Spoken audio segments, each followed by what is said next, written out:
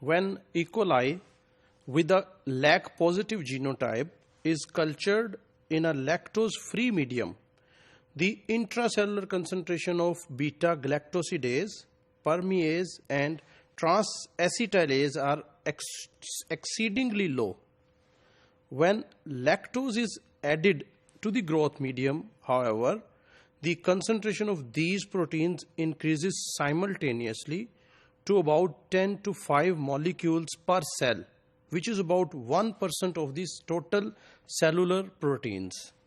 Furthermore, lactose addition triggers the synthesis of lac mRNA, as evidenced in studies in which mRNA labeled with P32 phosphate at various times after lactose addition is hybridized to DNA that carries lac genes. Enzymes such as beta-galactosidase, permease and trans-acetylase are said to be inducible enzymes because their rate of synthesis increases in response to the addition of a small molecule lactose to the medium.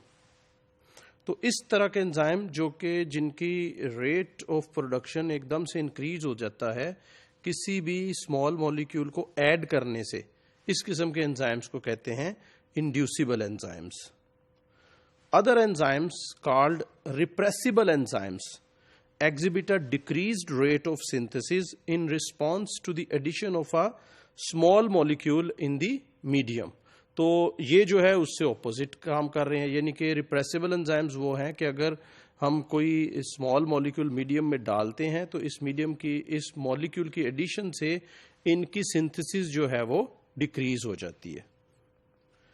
For instance, the addition of tryptophan to the growth medium causes E. coli to greatly decreases the rate at which it produces enzymes needed for tryptophan synthesis.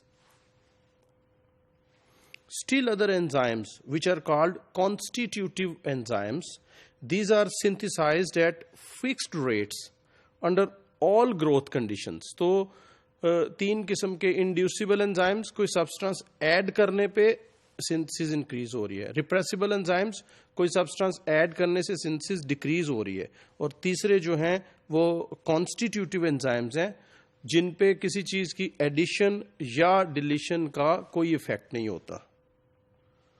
Constitutive enzymes usually perform basic cellular housekeeping functions needed for normal cell maintenance. तो हर हाल में ये enzymes जो हैं चूंकि housekeeping का function है इनका, तो इसलिए ये सिंथेसाइज होते रहेंगे.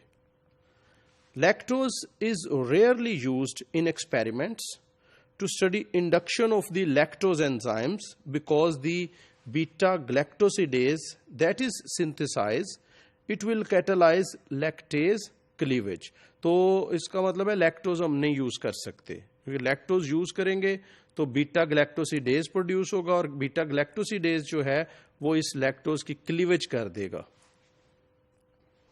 As a result the lactose concentration continuously decreases, which complicates the analysis of kinetic experiments.